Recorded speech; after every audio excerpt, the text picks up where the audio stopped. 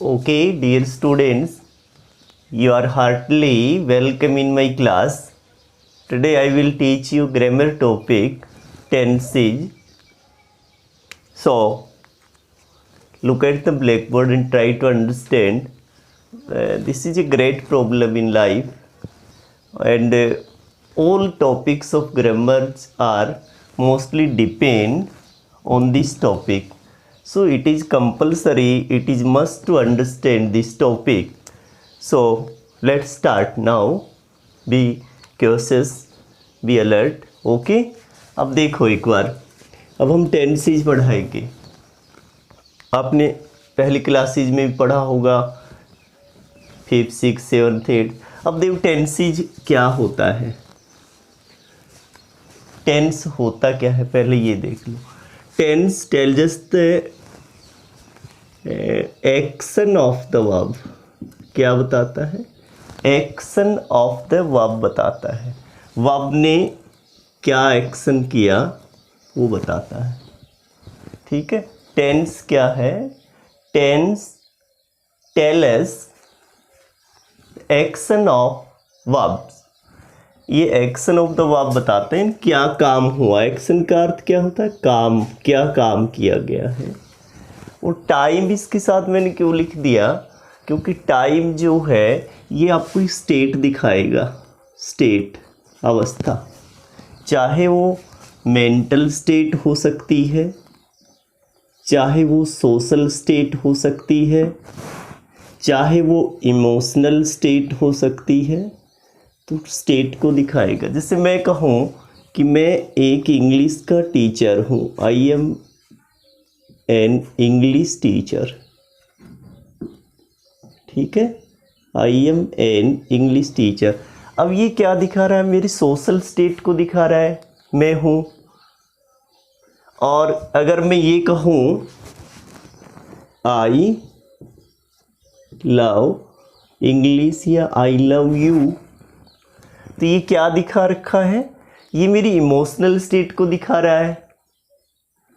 तो इसको देखने के लिए, जैसे मैं पढ़ाता हूँ, मैं पढ़ाता हूँ, तो यहाँ कौन सी स्टेट है? अभी मेरी प्रेजेंट की स्टेट है. और मैंने पढ़ाया, पास्ट की स्टेट हो गई टाइम की. मैं पढ़ा चुका हूँ, तो ये भी तो कोई काम पहले हो चुका है. अब बात क्या करते हैं, एक बार बात सोचने की है कि मैं आपसे प्रश्न करूं कि टेंसेज कितने होते हैं, तो मैं कहूँ 3 होते हैं, 4 होते हैं, 12 होते हैं, 2 होते हैं. तो मोस्टली कोई 3 पे रह जाएगा, 4 पे या 12 पे. मैं तो कहता हूँ टेंसेज तो 2 ही होते हैं इंग्लिश में, क्योंकि एक्शन तो वर्ब का 2 ही तरीके से होता है. जैसे मैंने लिख दिया यहाँ पर, मैं लिखता हूँ राइट, रोट, रिटर्न. मैंने ये 3 वर्ब की फॉर्म लिखी है. First form, second, third form. Present form, past form और पास्ट पार्टिसिपल. तो ये पहली फॉर्म हो गई V1. तो एक्शन तो ये हो गया V2. V3 का एक्शन कहाँ लगेगा वो तो बाद में बताऊंगा आपको. तो कहने का अर्थ क्या है? वर्ब तो फंक्शन 2 ही रूप में करती है, प्रेजेंट में और पास्ट में. तो इंग्लिश के अंदर तो टेंस तो 2 ही होते हैं. और फ्यूचर को हमने अपनी सुविधा के लिए मिला रखा है. फ्यूचर मॉडल होते हैं कुछ, उसमें अजम्पशन वगैरह पॉसिबिलिटी उसको शो करते हैं. तो अभी जैसे हमारे टेंस 2 ही होते हैं, लेकिन मोस्टली हम 12 पढ़ते हैं. तो अब देखो टेंस को आगे चलाने के लिए आपको क्या करना पड़ेगा, इस पे ध्यान देना पड़ेगा. क्योंकि टेंस के टॉपिक का आज अगर आप समझ गए ना, तो ये समझिए कि टेंस के टॉपिक को समझने के बाद 50% grammar, 60% grammar will be covered up, पूरी हो जाएगी. अब तुम कहोगे जी अकेले टेंस को सीखने में कैसे पूरी हो जाएगी? मैं बताता हूँ. पहले टेंस को शुरू करने से पहले यही बताता हूँ, तब आप आगे उसका ध्यान देंगे. देखिए आप एक बार, मैं वर्ब को बताता हूँ आपको कि ये तो टेंस किस पे टिका हुआ है? वर्ब पे. मानते हो ना, एक्शन ऑफ वर्ब को टेल्स करता है, शो करता है, डिनोट करता है. ये tense denotes the action of verb. तो अब वर्ब क्या है? एक तो पहली बात है आपको अपनी अपनी बुक्स उठा लेना, मैं ये नहीं कहता, कोई भी बुक्स आप उठा लेना और आप 200 से 250 वर्ब्स आपको याद करनी ही पड़ेंगी। इसका कोई शॉर्टकट नहीं है, ये आपका काम है। आपको अपनी बुक्स उठाओ, 200 300 250 जितनी भी दी हुई है सभी ग्रामर बुक में एक जैसी वर्ब है, उनको याद कर लो। क्यों कह रहा हूँ मैं, तभी आप क्या समझेंगे। वर्ब्स अगर आपको याद हैं तो आपको टेंस आ जाएगा पक्का, डेफिनेट। और टेंस आ जाएगा तो इसके बाद आपको पैसिव वॉइस भी आ जाएगा, वॉइस। और फिर इसके बाद आपको नरेशन भी आ जाएगा। Easily you will learn narration also. और नरेशन के बाद मैं यहाँ पर एक और लिखता हूँ, आपको कंडीशनल सेंटेंसेस आ जाएंगे, ठीक है। और फिर मैं आपको बताता हूँ, कंडीशनल सेंटेंसेस आ जाएंगे तो आपको सब्जेक्ट वर्ब एग्रीमेंट भी आ जाएगा, ठीक है।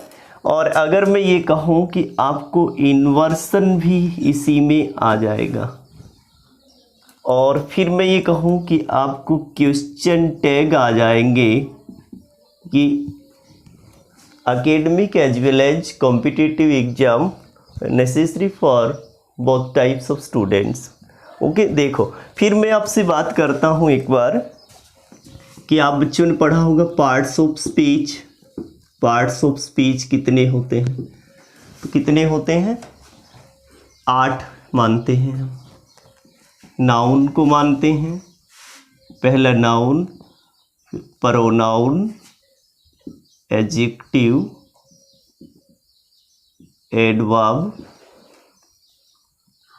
Verb, preposition, conjunction, interjection. अब देखो मैं ये आपके क्यों लिख रहा हूँ कि एक वर्ब सीख गए तो टेंस भी आपको सीख जाओगे बहुत आराम से, वॉइस आराम से, narration, conditional sentences, subject verb agreement, inversion, question tag, और वर्ब तो सीख ही गए आप। You have already learned verbs. तो वर्ब आ गई, तो मैं यहाँ पर आपको एक बार बताता हूँ वर्ब से क्या क्या निकलेगा आपका, वर्ब से क्या निकलेगा वो बताता हूँ। वर्ब्स में आप पहले क्या सीखेंगे, कॉजेटिव वर्ब, बहुत गहरी बातें हैं आपकी, बहुत ध्यान देना पड़ेगा। कॉजेटिव वर्ब आप सीखेंगे, फिर आप सीखेंगे इन्फिनिटिव वर्ब, फिर आप सीखेंगे प्रेजेंट पार्टिसिपल और जेरेंड। ये आपके इन्फिनिटिव, पार्टिसिपल और जेरेंड, ये आप फिर वर्ब से सीख जाएंगे। अब बच क्या गया देख लो, लगभग 60% ग्रामर जो है वो कवर अप हो जाती है अकेले वर्ब सीखने से। अब मैं चलता हूँ, इस टेंसेस को 5 मिनट में पूरा ही कर देते हैं, ठीक है। ये तो बात थी आपका इसके बैकग्राउंड की कि टेंसेस और वर्ब्स क्यों ज़रूरी है। अब मैं आपको थोड़ा बस 5 मिनट में एक बार इसको बता ही देता हूँ सारे को। So let's cooperate and watch the video.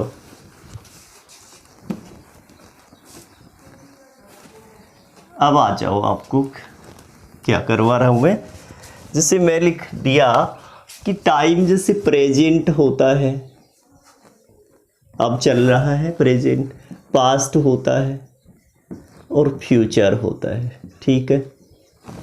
अब मैं टाइप्स इस टाइम की जैसे मैं पढ़ा रहा हूँ, पढ़ा चुका हूँ, पढ़ाऊँगा, तो मैं यहाँ पर 4 बातें और लिखता हूँ। इंडेफिनिट, कॉन्टिन्यूस, परफेक्ट,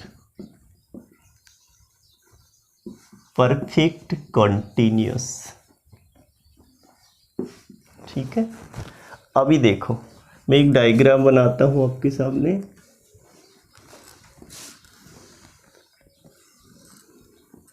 इस डायग्राम में मैंने लिख दिया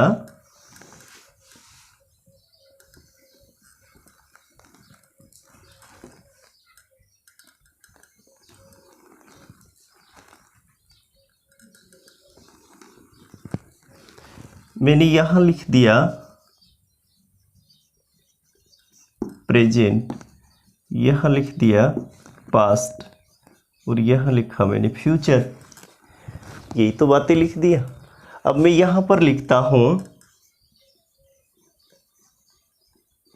इंडेफिनिट। ठीक है, मैंने कुछ नहीं लिखा, 4 वर्ड्स आपको ये याद करने हैं, 3 ये करने हैं। फिर मैं यहाँ पर लिखता हूँ कॉन्टीन्यूस। कुछ नहीं किया मैंने अपने घर से, 4 और 3 वर्ड याद हैं तो बस यही चलेगा। फिर मैंने यहाँ पर लिख दिया परफेक्ट। ठीक है, और एक बच गया, इसको लिख लो यहाँ, क्या दिक्कत आई है, no problem, perfect continuous. Try to understand tenses deeply, then go ahead, everything would be easy for you. हर चीज़ समझ में आ जाएगी। अब देखो मैंने ये 3 और 4 से बनाया है। अभी मैं आपको हिंदी और इंग्लिश दोनों में आज का बेसिक कॉन्सेप्ट क्लियर करता हूँ। कई बच्चों के हिंदी में सर इसको कैसे करेंगे, कुछ नहीं होता टेंसेस का, आपको वर्ब्स का ध्यान देना। टेंसेस तो अभी आ जाएंगे आपको बिल्कुल ही। You will learn tenses, all tenses, basic tenses within 1 hour, within an hour you can learn. अब देखो मैं यहाँ इंडेफिनिट के अंदर लिखता हूँ, पहले हिंदी में। यहाँ मैं लिख दिया हिंदी के जिस वाक्य के अंत में ता है, ती है, ते है, ये आए ना, वो इंडेफिनिट टेंस होगा। कैसा इंडेफिनिट होगा वो? Present indefinite. और मैंने यहाँ लिख दिया पास्ट इंडेफिनिट, तो जिसके अंत में ता था, ती थी, ते थे, आ, ई, ए आए, वो पास्ट इंडेफिनिट हो जाएगा। अगर मैं यहाँ लिखते हैं फ्यूचर इंडेफिनिट, तो इसमें गा, गे, गी आएंगे। बात को समझना, देखो ता है, ता था, गा, गे, गी। Present indefinite, past indefinite, future indefinite. अब मैं यहाँ जाता हूँ, यहाँ पर क्या है, मैंने अब यहाँ लिख दिया मैंने प्रेजेंट कॉन्टीन्यूअस। ये प्रेजेंट कॉन्टीन्यूअस था, लिख दिया। अब मैं यहाँ लिखता हूँ रहा है,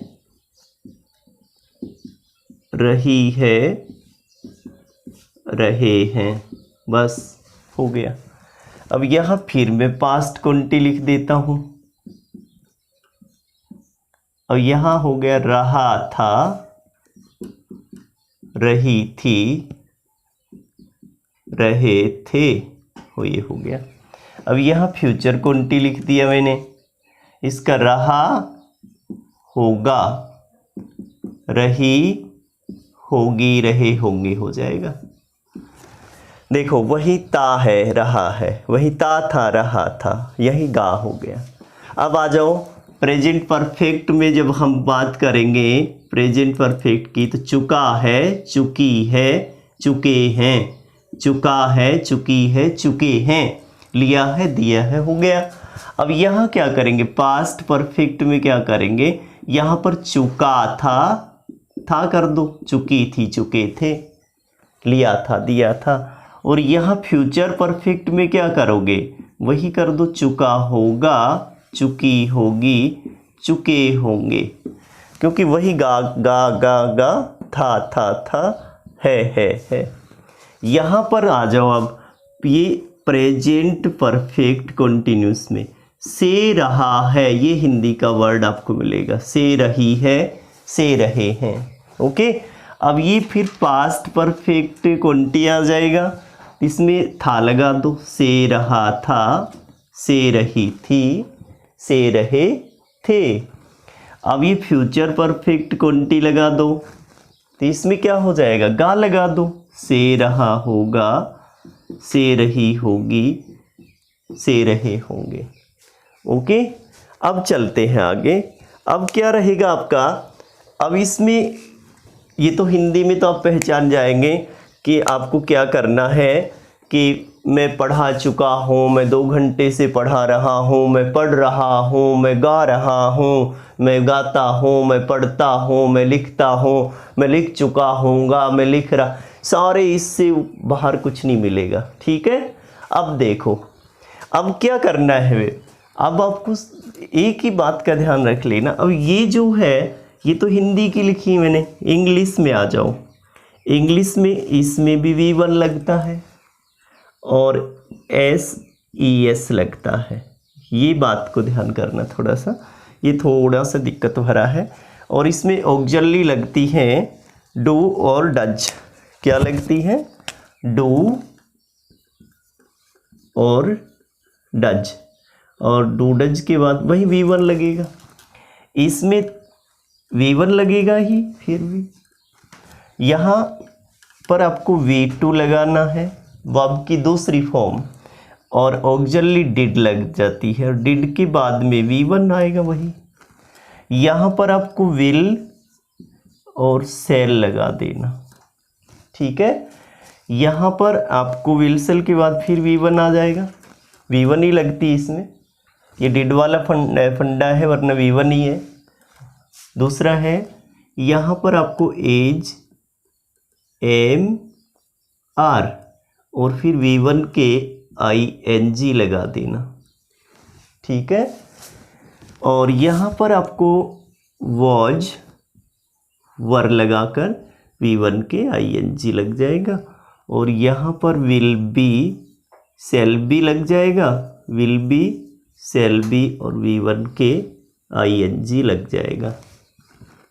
ठीक है, इसके बाद यहाँ आ जाओ। यहाँ पर आपको हैज हैव और V3 लग जाएगा। यहाँ पर आपको हैड V3 लग जाएगा और इसमें विल हैव सेल हैव और V3 लग जाएगा। यहाँ पर फिर ये हैज हैव है ना, इनके साथ हैज बीन हैव बीन लग जाएगा, V1 प्लस ING लग जाएगा। और यहाँ पर फिर हैड बीन और फिर वही V1 प्लस ING। और फिर यहाँ आ जाओ, यहाँ पर विल हैव है, will have shall have, will have been shall have been और V1 ING। अब मेरे को ये बताओ, इतना करने में तो कोई दिक्कत नहीं आती, तो इतना कर लेंगे तो सारे टेंस आ गए।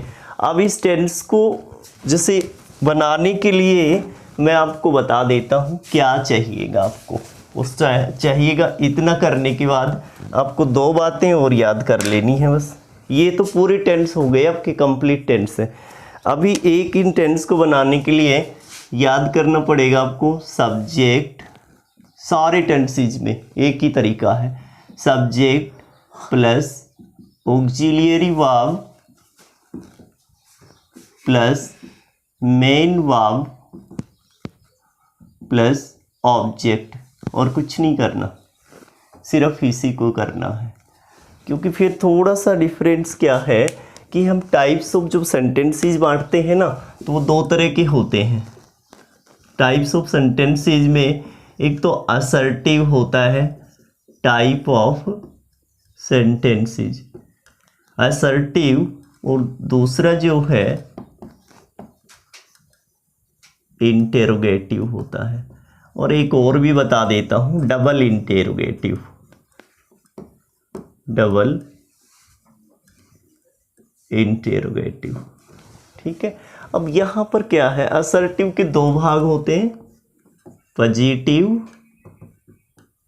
और नेगेटिव।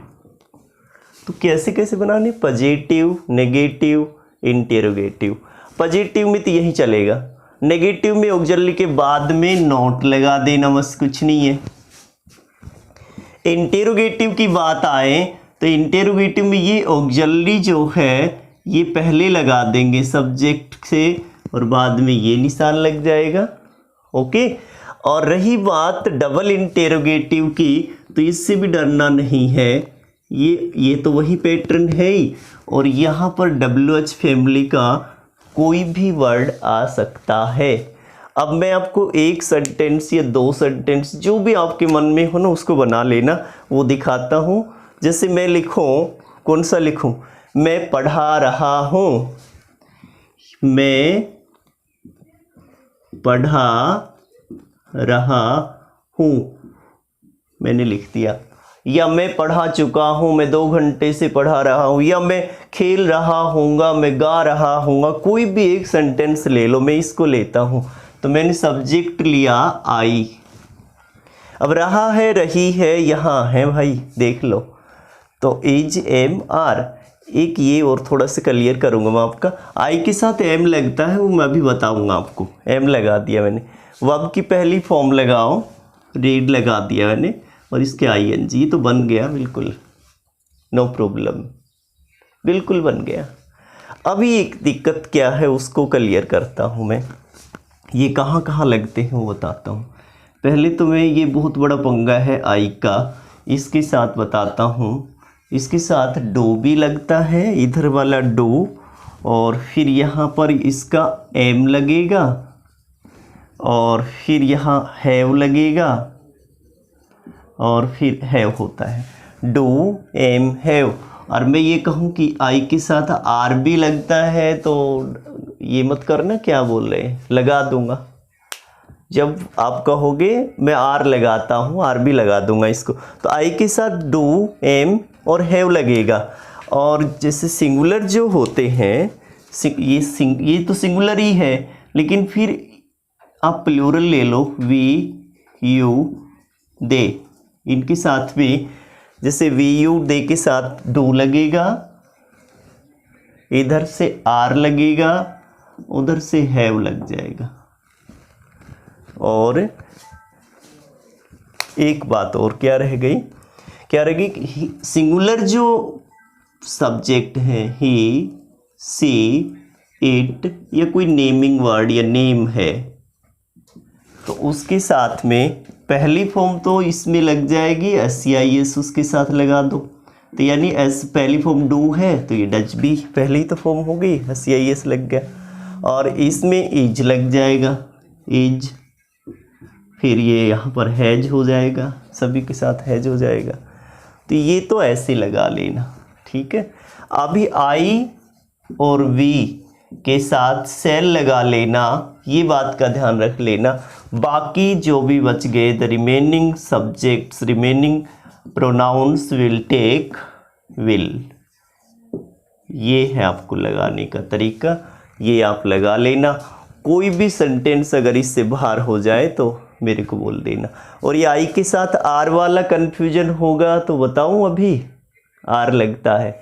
ये आपको कल के वीडियो में, in the next video I will explain कि how we use are with I, because you have rarely heard such type of thing. Okay, I stop this video now. Thank you very much for being listening.